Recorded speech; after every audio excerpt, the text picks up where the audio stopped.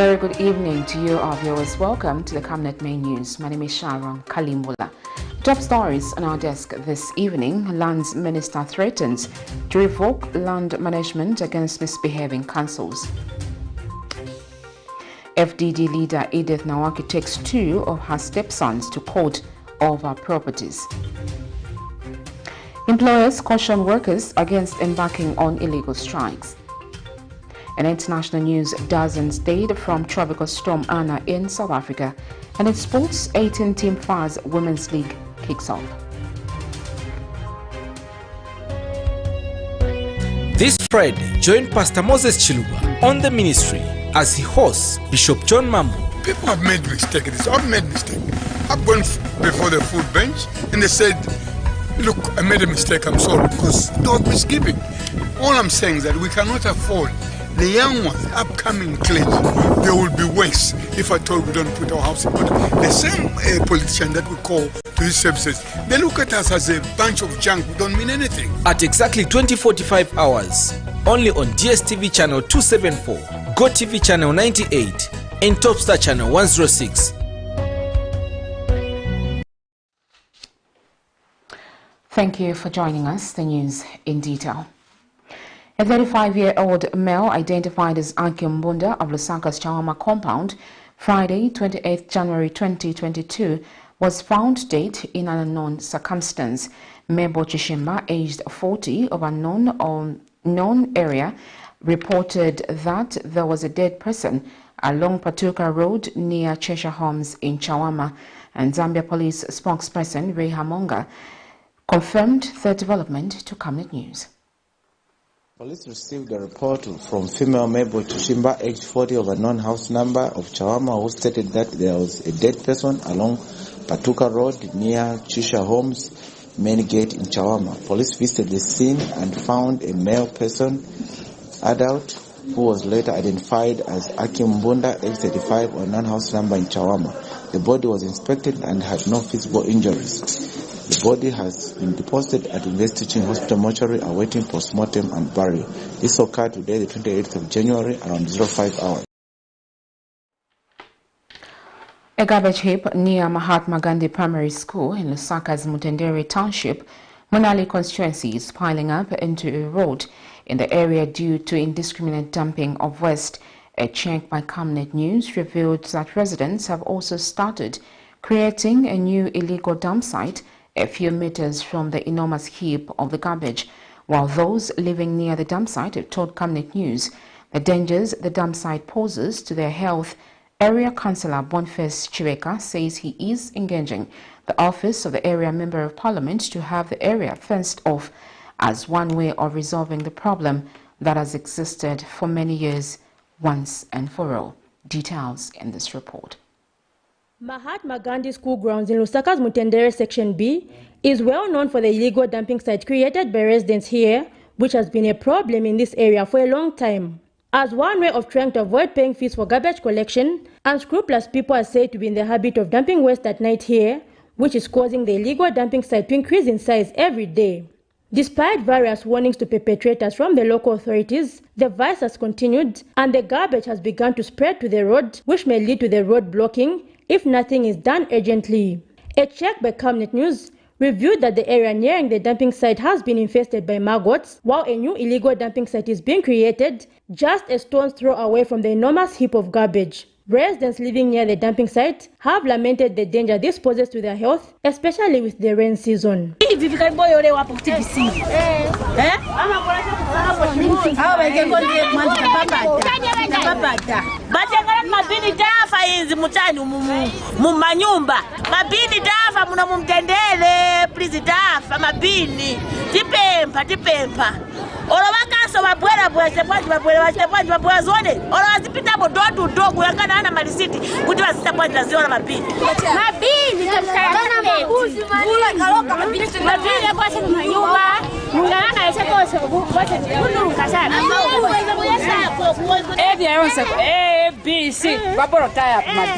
But touched a complaint for a long time, Mabina, so I die.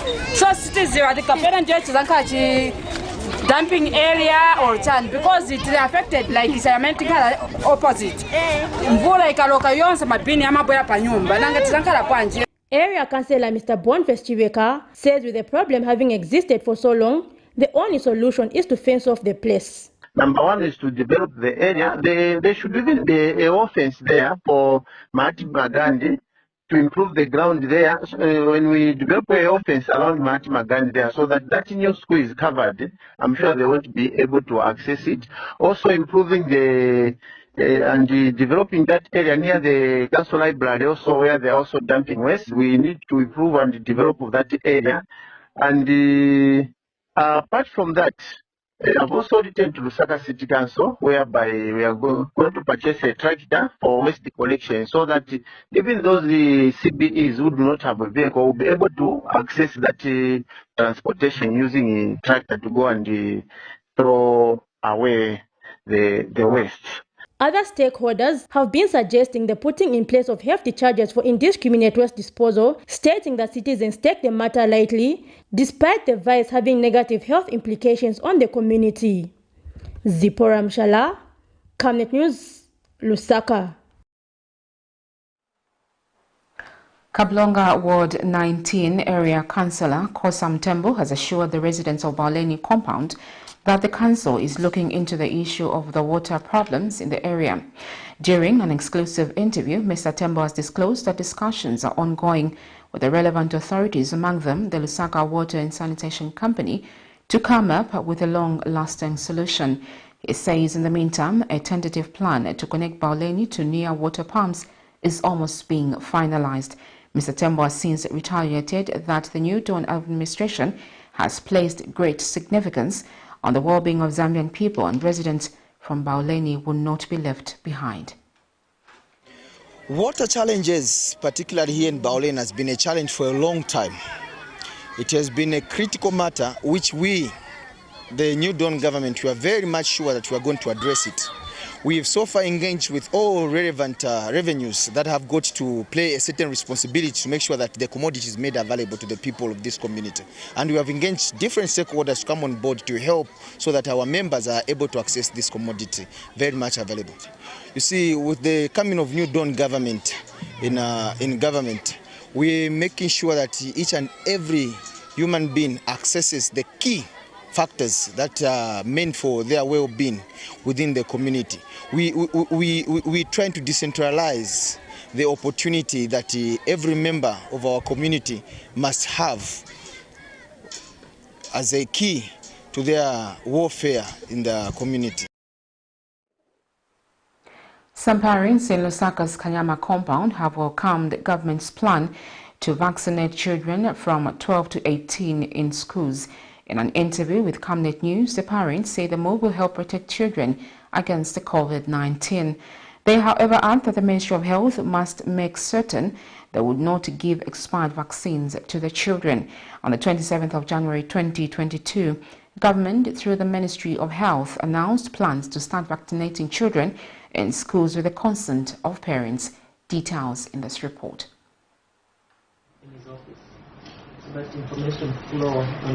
27th January 2022, Ministry of Health disclosed plans of commencing the vaccination of COVID-19 in children from 12 years old to 18 through schools. Reacting to this development, parents in Kanyama Ward 6 of Kanyama constituency in Lusaka province have welcomed the plan by Ministry of Health to start vaccinating children in schools. They say the move will help protect children against contracting COVID-19. Ngati effective, especially mankwala mewalet.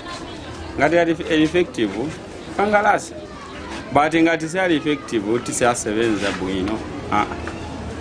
Pezeka maningi vana wa school. Meaning vantu vambili. So vana vafunika vankala protected, even my teachers. Meaning vakankala protected kwa meko wapezeka maningi vambili. Naise kuno makolo sivangatireshani.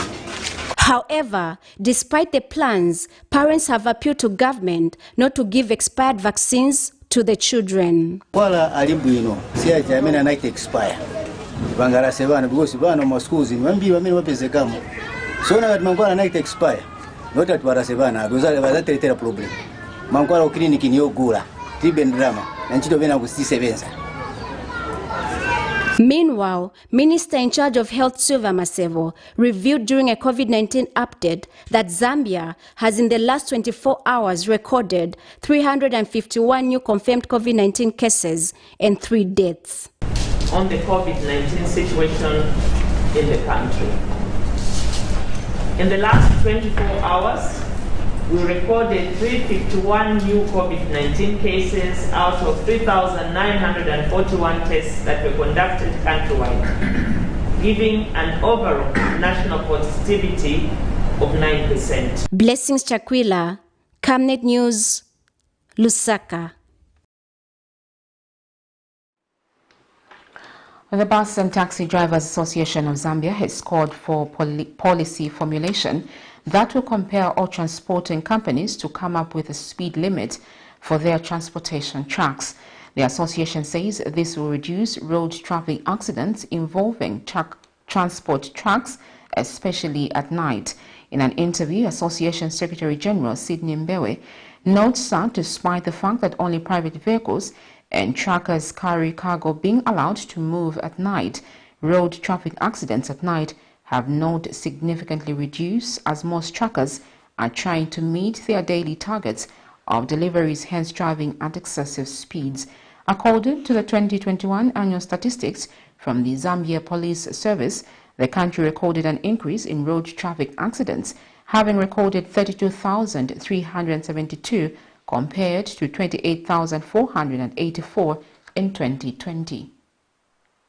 Road safety has continued to be a matter of concern in Zambia, as road accidents are recorded in the thousands every year, despite various interventions aimed at reducing the accidents. 2021 data for road traffic accidents from the Zambia Police indicates that the country recorded an increase of 3,888 compared to the year 2020, having recorded 32,372 compared to 28,484 in 2020. This has caused concern among stakeholders on whether Zambia will meet its mark of reducing road accidents with 50% by 2030. Bus and Taxi Drivers Association of Zambia Secretary General Mr. Sidney Mbewe says as one way of reducing the occurrences, there should be a policy compelling all public transporter companies to have speed limits for their trucks, unlike making it optional. Mr. Mbewe says this is because despite only cargo trucks and private vehicles being allowed to move at night, statistics for night accidents have not reduced either. He has attributed this to overspeeding by most cargo trucks in an effort to meet daily targets. They have to beat time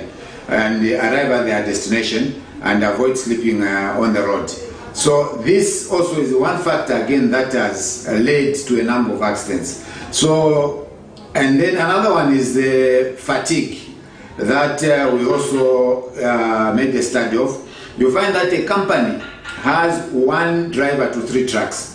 You arrive today, find the truck has loaded, and then you leave this truck which will be taken by someone else to where it's going to load, and then you go, you find that truck has already loaded, and you remove with that truck. So you find that drivers do not have that required rest from their fatigue. And in most cases you find that driver, you are human beings. He may even fall asleep when his truck is at full speed. So these are some of the things that I think we need to take a very good study and a very patient study so that we come up with sustainable measures that are going to ensure that in as much as we may have accidents, we don't have accidents at the scale that we're having them.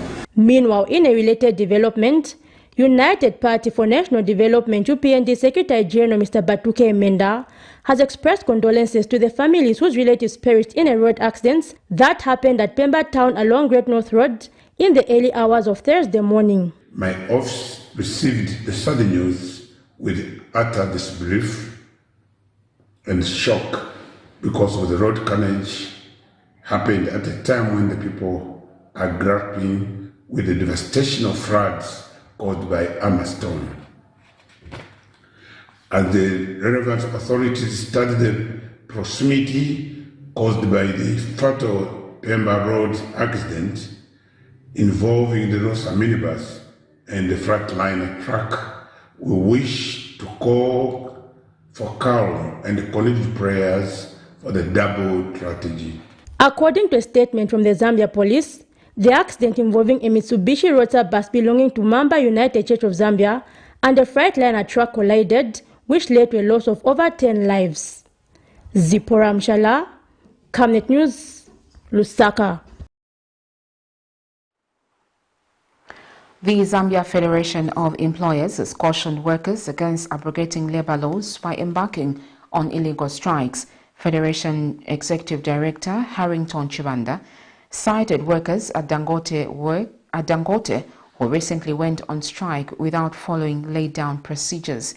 He says the act amounts to lawlessness, which the United Party for National Development Administration has said it will not condone. According to a review that was conducted by the International Trade Union Confederation on Zambia, workers have the right to strike except those engaged in essential services which exceed the International Labour Organization definition by including firefighting, sewerage, and certain mining operations, among others. Workers enjoy certain legal protections against an employer's retribution for strike activities. However, the right to strike is subject to so many procedural requirements that it is nearly impossible for workers to hold a legal strike. Hence, workers have been finding themselves on the wrong side of the law. Zambia has seen a rise in the number of protests.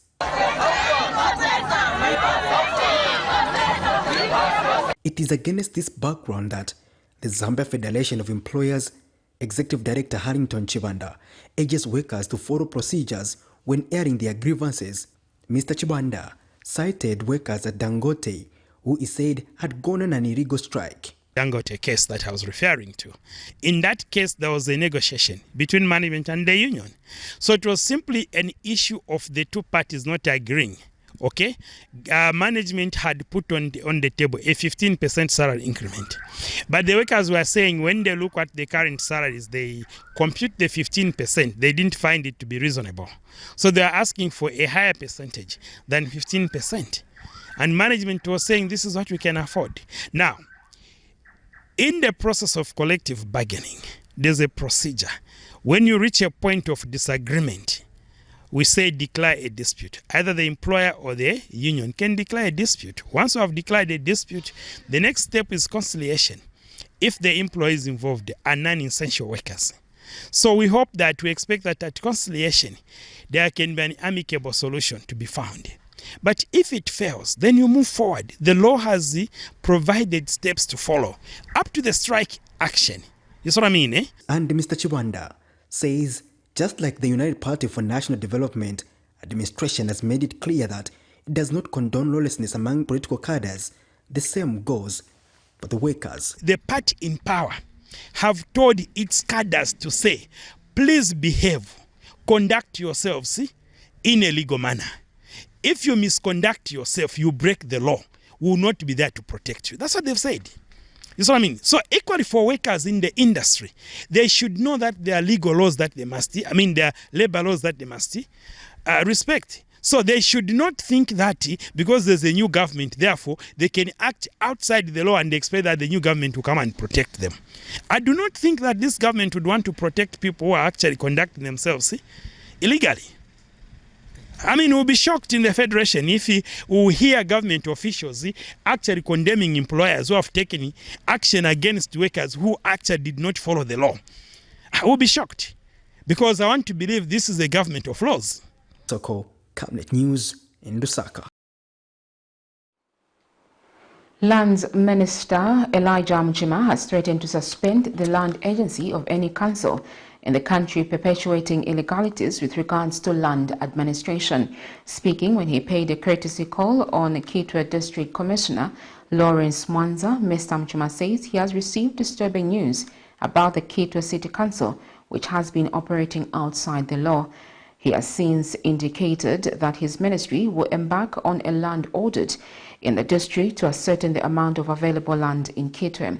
He says all land that was illegally allocated will be revoked and reverted back to the state without hesitation. Land administration has always been a challenge in Zambia, with cadres taking over the responsibility of local authorities.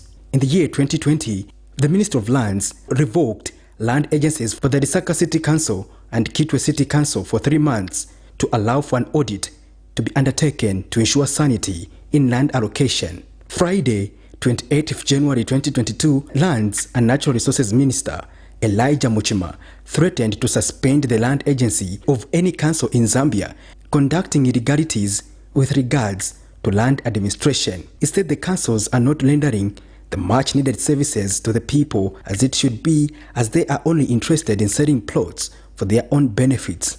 He said this when he paid a courtesy call on Kitwe District Commissioner Lawrence Mwanza. Here in Kitwe, don't expect the minister to come and start managing you. We are supposed to advise the minister.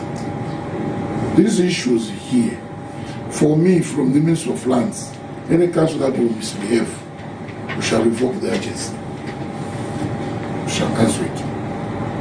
I know we have this Chakuria toll gate between that place and there. That's supposed even to Ganaton. I have information that there is a secret plan already numbered or something like that. They wanted, before coming into power ourselves, they wanted to share it among themselves. Let me use this word, Wailasha. If there are those intentions, cancel. And in briefing the minister on the challenges of the district, Mr. Mwanza appealed to the government to help his district in restoring order. Lawlessness on the copper belt is the biggest challenge that we have, because people are not following the laws or to do things within the laws. Not long ago, we had a lot of I'm calling them self-created disasters, because when you look at how our people are raising their structures and in terms of water allocations, where now people are building even the dump areas where there's water, so that we didn't know how long we are going to be here. I would have loved to take a drive and we point out one or two things so that we get a clear picture of what is happening here. And the confusion that we have as a district is the local authority, which is responsible to manage the land on behalf of Ministry of Lands. But we find that the principal owner of the land, they are issuing title deeds, which the council, without the knowledge of the council, no minute to show that it went through the council. This is a planning authority here. Patrick Soko, Camnet News.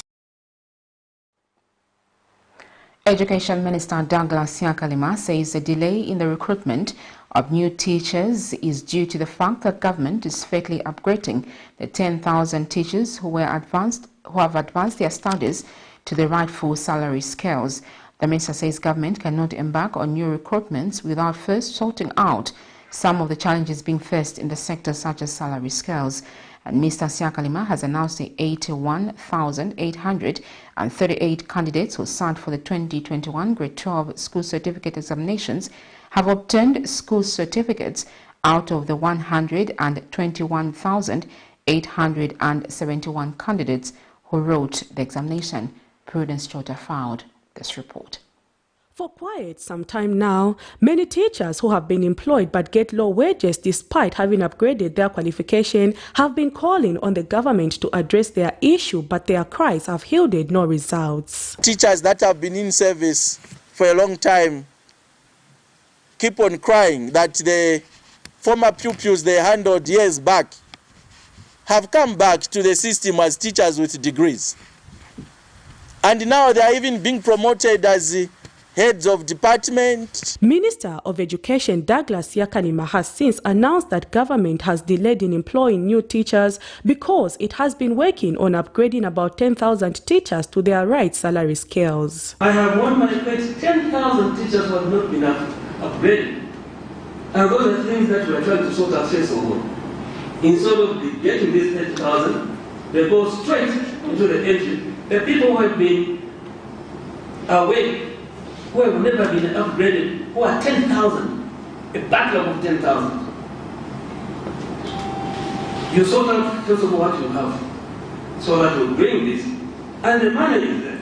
We have to look for money for these 10,000 teachers to upgrade them. And the minister has announced that 81,838 candidates who sat for the Grade 12 examinations in 2021 have obtained school certificates out of 121,871 candidates who sat for the examinations. A total of 81,838 838 candidates obtained school certificates, representing 67.15% of the 121,871 candidates who sat the 2021 examination.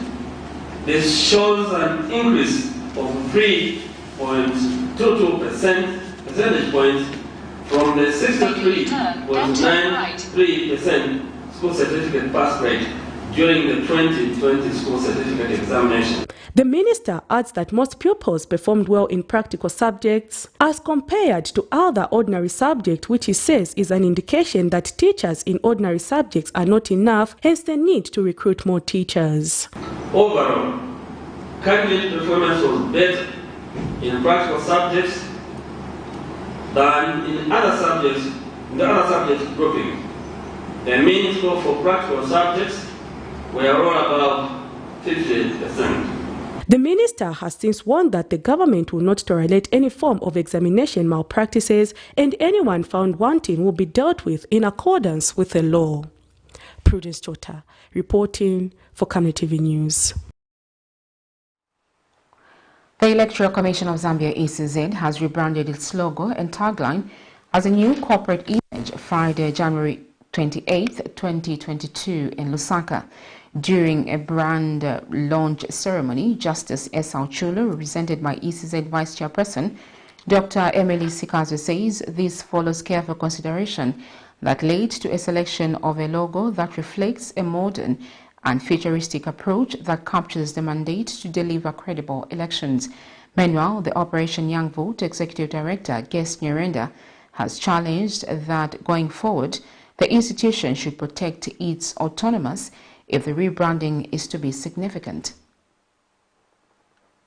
Entrusted with the core mandate of managing the electoral process, thereby delivering credible elections for the Zambian people, the Electoral Commission of Zambia, ECZ, has Friday embarked on a new journey of rebranding its corporate image by unveiling its new logo and tagline.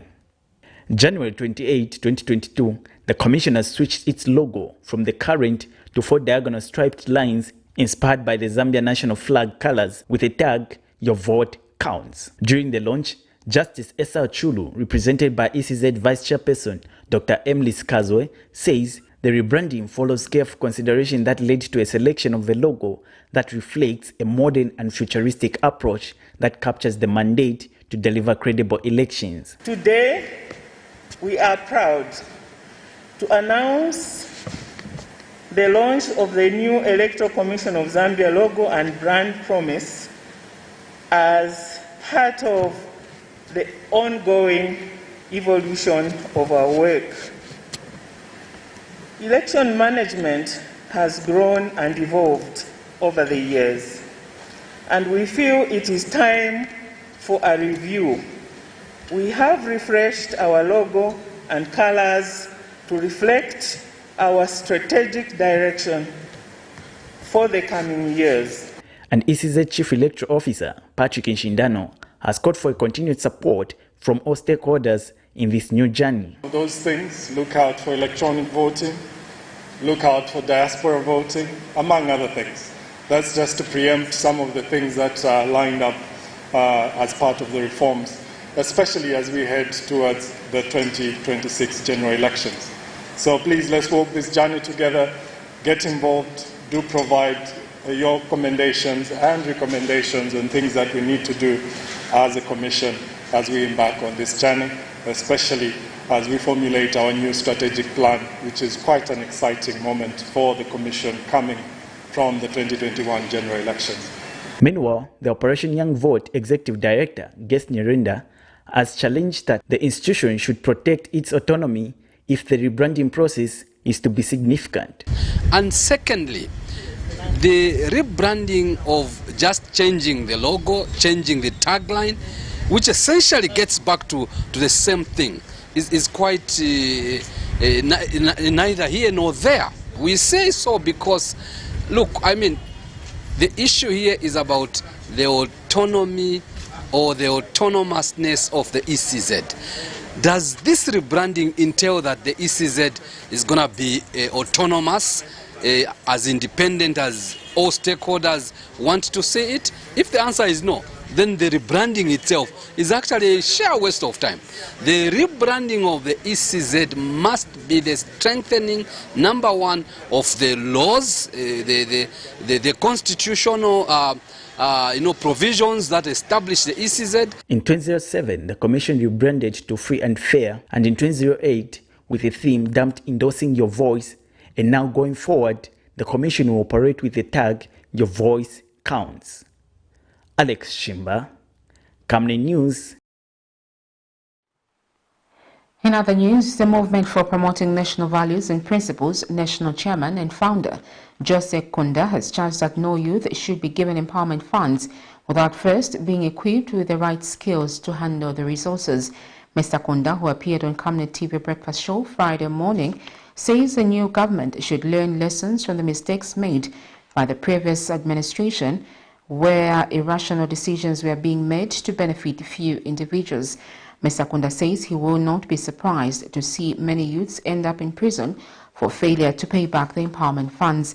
He has also appealed to politicians to stop making pronouncements without proper consultations.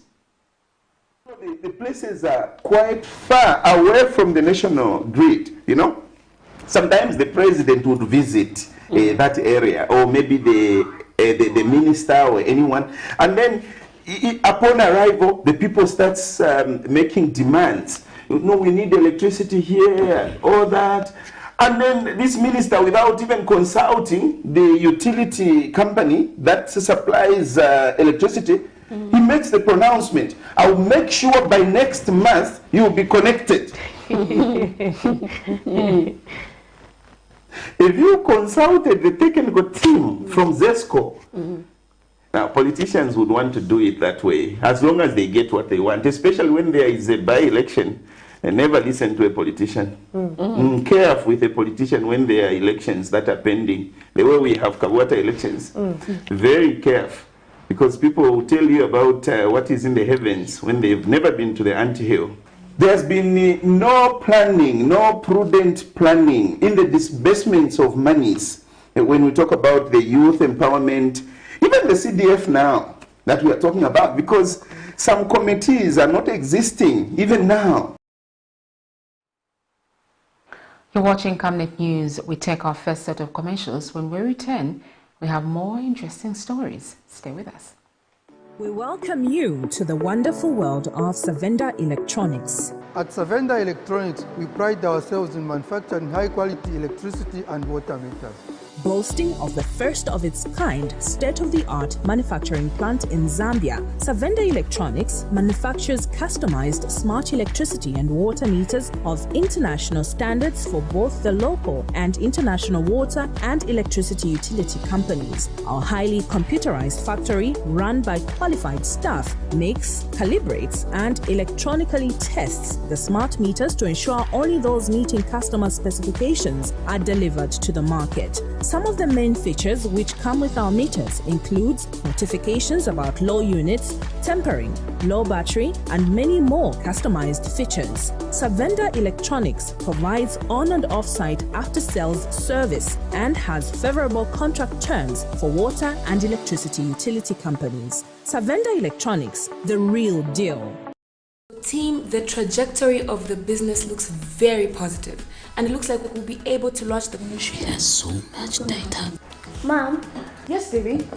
It says here, global warming and climate change is caused by the pollution from careless activities of human beings. Wow! Son, do you know I can turn my phone into a TV remote? How's that possible? It's so easy. Check this out.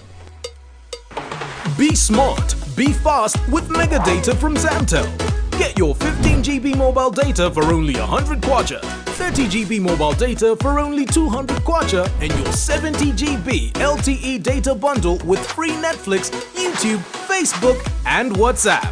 Visit our Facebook page, website, or service centers countrywide for more information. Zamtel, your digital lifestyle partner. This Friday, join Pastor Moses Chiluba on the ministry as he hosts Bishop John Mamu People have made mistakes. I've made mistakes. I've gone before the food bench and they said, look, I made a mistake, I'm sorry, because there was misgiving. All I'm saying is that we cannot afford the young ones, the upcoming clergy. They will be worse if at all we don't put our house in order. The same politician that we call to these services, they look at us as a bunch of junk. We don't mean anything. At exactly 20:45 hours, only on DSTV channel 274, GoTV channel 98, and Topstar channel 106. From 31st January to 6 February 2022, Zambia's spiritual atmosphere will take a paradigm shift. The Bible says, "Blessed is the nation whose God is the Lord." Zambia, a nation under God conference will be starting at 20:45 hours to 22:30 hours. Live on Camnet TV channel 274 on DSTV, GoTV channel 98, and Topstar channel 106. Speakers will be Bishop Stanley Siminyola, Grace Ministries; Dr. Nevas Mumba, Victory Ministries; Apostle Michael Mutemwa from South Africa; Bishop Nelly Chikwanda, New Life Christian Center; Apostle Rick Kamwanga, Risen Life Church International; Bishop Joy Makando, Bread of Life; Bishop Alex Mwami of Holy Ghost Firehouse from South Africa; and your hosts, Pastors Victoria and Moses Chilua. Camnet Television, not just another channel.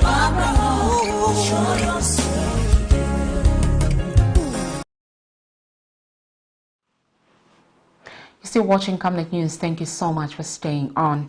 The Small Scale Farmers Development Agency Director Boyd Morwe says farmers in Zambia lack information on drip irrigation type of farming. In an interview with Camnet News, Mr. Morwe says government should come in and sensitize farmers more about drip irrigation. He adds that some farmers resist the drip method of farming because of the expenses in buying equipment and chemicals. Mr. Morwe, however, says drip irrigation is one of the most efficient water and nutrient delivery system for growing crops, as it delivers water and nutrients directly to the plant roots. You talk of drip irrigation. It's not an easy thing to go about it. Anyway, of course, it takes someone to organize himself, to buy drippers. You know, there are a lot of elements and equipments that are needed to go into irrigation. Probably I would just refer one thing. I'm happy to mention here that as a father, in collaboration with the Green 2000, I think you know that company, we tried to demonstrate to farmers how they can use the drip system to irrigate their crops, and that was in Petauke. The World Agroforestry has called on the Ministry of Agriculture to invest in integrated pest management strategies to enable farmers in Zambia effectively and sustainably manage fall armyworms. World Agroforestry senior researcher Professor Reid Harrison says the 46.5 million kwacha allocated for the control of fall armyworms in the country, if used to purchase chemicals, pesticide, will cause more harm than good. Professor Harrison states that there is need to invest in long-term strategies that will effectively and sustainably manage fall armyworms to reduce impacts on livelihoods. Agriculture Minister Ruben Perry Thursday announced that 96 districts out of 116 in the country are infested with armyworms. This translates into over 66,000 hectares of maize field affected by the armyworms. The Agriculture Minister says the ministry has already distributed 110,000 litres of chemicals and supporting equipment to all provinces to minimize the damages to the maize crop. However, the World Agroforestry says there is need to invest in long-term strategies that will effectively and sustainably manage fall armyworms and reduce the impact on livelihood. So forth. So giving away these farmers creates a risk to poor farmers, because they're then going to use these pesticides without proper protection or training. So one of the main things which we ask the government to consider is that they consider also supplying protective clothing, to err on the side of using less toxic pesticides, which are just as efficient, and to train the farmers properly in how to use them. From 2016, when armyworms were first recorded in Zambia, their frequent reoccurrence are a sign that armyworms are here to stay. Professor Harrison has since recommended to the Zambian government to bring together scientists, extension workers and policymakers to formulate appropriate integrated pest management strategies to manage full armyworms that are suitable for the different farming systems and agroecological zones Zambia is found in. We also point out that this is a pest that is here to stay. It's an invasive pest that arrived in 2016. So it's been here for over 5 years now. It's not going away. So we need to look at long-term solutions to how we manage this challenge. And in particular, we should be focusing on what's known as IPM, Integrated Pest Management, which is a combination of different approaches, including preventative approaches, such as the way you manage your field, proper fertilization of the field. Chemicals, if not well handled, can be dangerous not just to the soil but humans as well. Finding a solution to armyworms that will benefit both human and the environment is the best remedy to handle the situation. Prudence Chota, reporting for Camnet TV News. Forum for Democracy and Development FDD leader EDITH NAWAKWI has asked the Lusaka High Court to restrain her two stepsons for administering her late husband's estate. Ms. NAWAKWI has admitted before the court that her stepsons Mwemba and Mulundu Hambulo held a meeting with other family members without her knowledge, where the two were appointed as administrators and she was left out, being the only surviving spouse and beneficiary of her late husband's property, Geoffrey Hambulo's. Ms. NAWAKWI wants the court to revoke the letter of administration of her late husband's estate granted to her two stepsons. Barely a month after his death, an argument is brewing over who should be in charge of the late Geoffrey Hambulo's estate, with now having his widow, Forum for Democracy and Development FDD leader EDITH NAWAKWI request the court to restrain her two stepsons, Mwemba and Mulundu, from administering her late husband's estate. According to her affidavit in support of her originating summons filed before the Lusaka High Court, Ms. NAWAKWI states that after the death of her husband on the 5th of December 2021, family members started distributing the deceased items such as clothes, and it was later agreed that an inventory of all her husband's property should be taken. And at the said funeral, she was informed by her mother-in-law that her husband left a will which she was not aware of, adding that a meeting was later held without her knowledge and they went ahead to appoint themselves as administrators. Ms. NAWAKWI, who was sued in her capacity as the surviving spouse and beneficiary of the estate of the late Geoffrey Hambulo, says after the two obtained a letter to administration without her consent, they have continuously verbally and emotionally harassed her and her workers at her residence in Roma, and also have introduced themselves to tenants as the property managers. Meanwhile, in their submissions before court, Mwemba Hambulo and Mulundu, who faced the rush to court, states that they are the intended administrators of the estate of the late Geoffrey Hambulo, who died uninstated. They've also submitted that their father was cohabiting and not married, and they are seeking leave of the court to apply for grant of probate. However, Ms. NAWAKWI argues that the submissions by her two stepsons contains misinformation and misrepresentation that she was merely cohabiting with the late Mr. Hambulo, when it was a well-known established fact that she was married to him. The court has also issued an order restraining them from acting as administrators of the late Geoffrey Hambulo until further order it may give. Hearing of the matter continues before court. Miriam Kemba, reporting for Camnet TV News. Still in court, the Lusaka Magistrate Court has rescheduled ruling on whether it can continue to hear the case in which Opposition Patriotic Front Media and Publicity Chairperson Raphael Nakachinda is accused of defaming President Hakainde Hichilema, while the matter has been referred to the Constitutional Court. When the matter came up before court Friday, Mr. Nakachinda was informed to come on the 18th of February 2022 as a magistrate in conduct on the case Jennifer Walia was indisposed. In this matter, Mr. Nakachinda has been slapped with one count of defamation of the president, contrary to the laws of Zambia. It is alleged that Mr. Nakachinda, on the 13th of December 2021, with intent to bring the name of the president into ridicule, alleged that the president was summoned judges at his private residence, intimidating and coercing them to frustrate PF legal battles.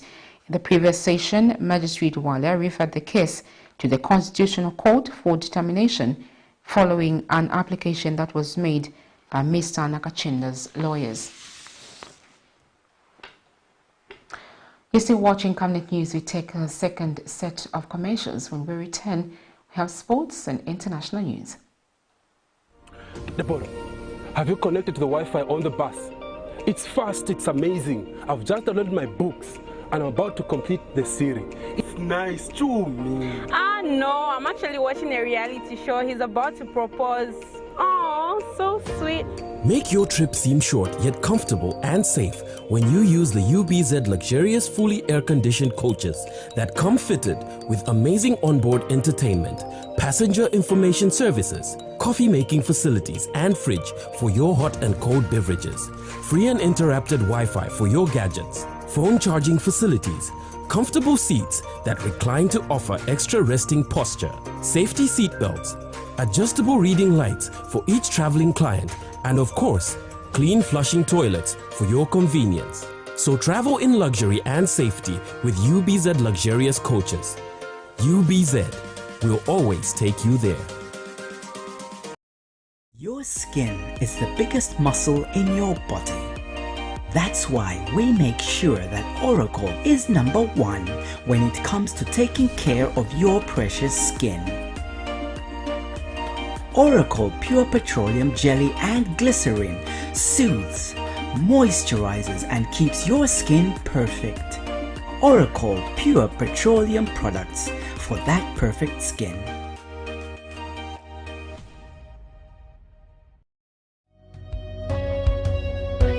This Friday, join Pastor Moses Chiluba on the ministry as he hosts Bishop John Mambo. People have made mistakes. I've made mistakes. I've gone before the food bench and they said, look, I made a mistake, I'm sorry, because there was misgiving. All I'm saying is that we cannot afford the young ones, upcoming clergy, they will be worse if at all we don't put our house in order. The same politician that would call to these services, they look at us as a bunch of junk, we don't mean anything. At exactly 20:45 hours, only on DSTV channel 274, GoTV channel 98, and Topstar channel 106. Camnet TV is becoming big and better. You can now watch Camnet TV wherever you are around the world, simply by downloading the Camnet TV app.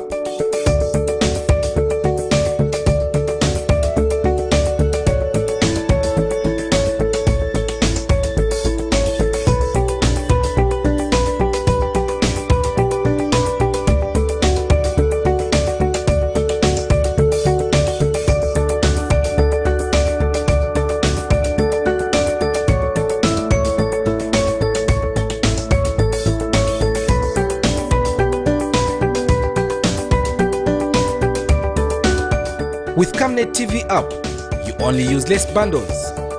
Camnet TV, not just another channel. Welcome back. Thank you for staying on. In international news, at least 70 people have been killed by Storm Anna across South Africa and East Africa over the past week. The worst hit have been Malawi, Madagascar and Mozambique. In other news, in Sierra Leone, a steady rise in the inflation is forcing many families to cut on what they eat. The situation is made worse by the devastating cause of food production by both the civil war and the Ebola pandemic. Al Jazeera's Ahmed Idris reports from the capital Freetown on the struggle for one family to put food on the table, among other international stories monitored. Days of heavy rains have drowned out these villages. The power of Mother Nature more clear from the air. On the ground, tens of thousands of people here in Malawi have been affected, many now homeless. We've had floods previously, but they'd never reached here. Yes, Mwanza River could overflow, but the people living near it were the only ones affected, but not us living in hilly places. It is only this year that waters have displaced us. Some aid is getting through, but the floodwaters mean it's still hard to reach remote areas. These floods are unprecedented. That's what we're hearing from those that have been in Chibaya for long. Normally, floods have areas where they normally take place. But this time, with Anna, almost 2/3 of the district have been hit. Heavy rains have hit southern Africa for around a week now. It's not just Malawi. Mozambique has been hit hard too, caught on camera by one of the rescue workers. This man had climbed up a tree to escape the fast-rising waters. And in Madagascar, flooding has caused electricity cuts across wide areas. Thousands displaced. Marikaba is on her daily commute to the local market to buy food for her family's dinner. She haggles, but the vendors refuse to budge.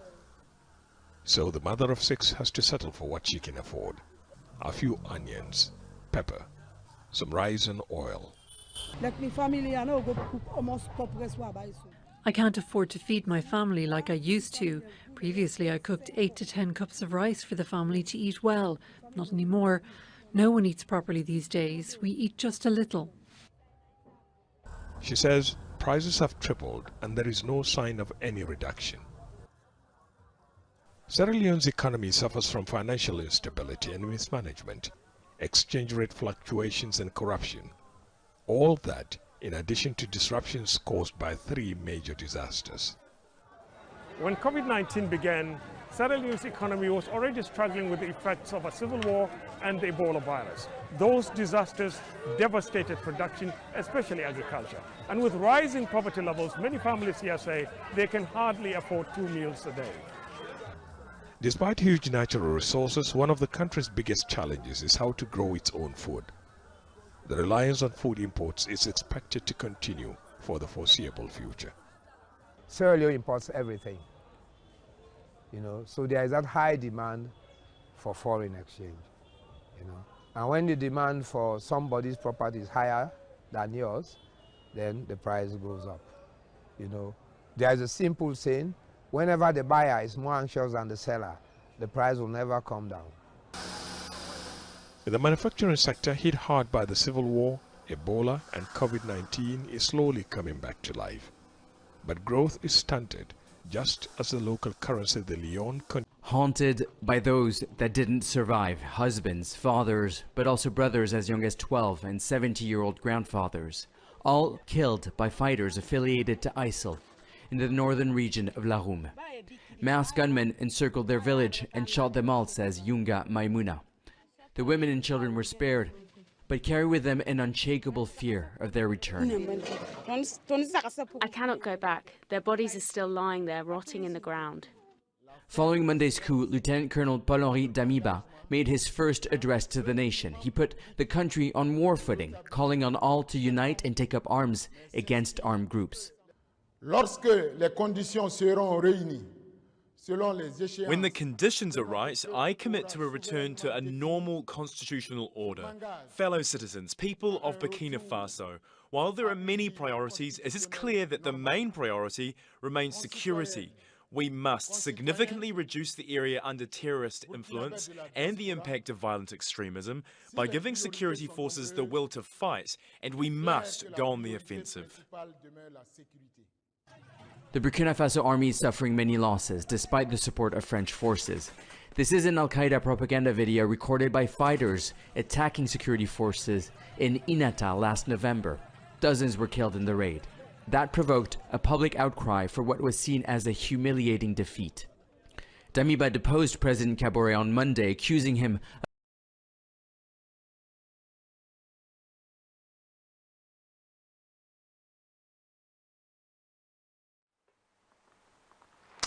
We go straight into sports news.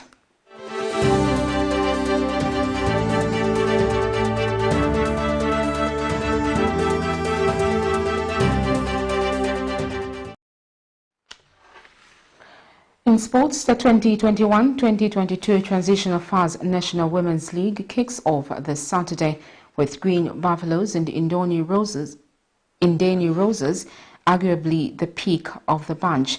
Newcomers Prison Leopards have a tricky away fixture against Lusaka Dynamos, while Green Eagles, also making their debut in the National League, host Zambia Air Force sponsored side Red Arrows. The Transitional League has been adopted to keep the Women's League running in the period preceding the full 2022-2023 season. The 18-team full season will take effect in August, together with MTN Super League and FAS Eden University National Division 1 League. The transitional season, the 18 teams have been split into two groups, Group A and B, and will face each other on a home and away basis, and the top two teams in each group will qualify for the playoffs. Winner in Group A will face the runner-ups in Group B, while Group A runner-ups will play the table toppers in Group B. Well, that sporting item ends our news this evening. The headlines once again. Lands Minister threatens to revoke land management among misbehaving councils. FDD leader Edith NAWAKWI takes her two stepsons to court over properties. Employers caution workers against embarking on illegal strikes. And in international news, dozens dead from tropical storm in southern Africa. And in sports, 18-team FAS Women's League kicks off. We now look at the Camnet verse of the day, and it's coming from Ephesians 6, verse 12 to 13, and it reads, "For we wrestle not against flesh and blood, but against principalities, against powers, against rulers of the darkness of the world, against spiritual wickedness in high places. Therefore take into you the whole armor of God, that you may be able to withstand in the evil day, and having done all, to stand." Well, thank you so much for choosing Camnet TV. My name is Sharon Kalimbola. Good night and God bless.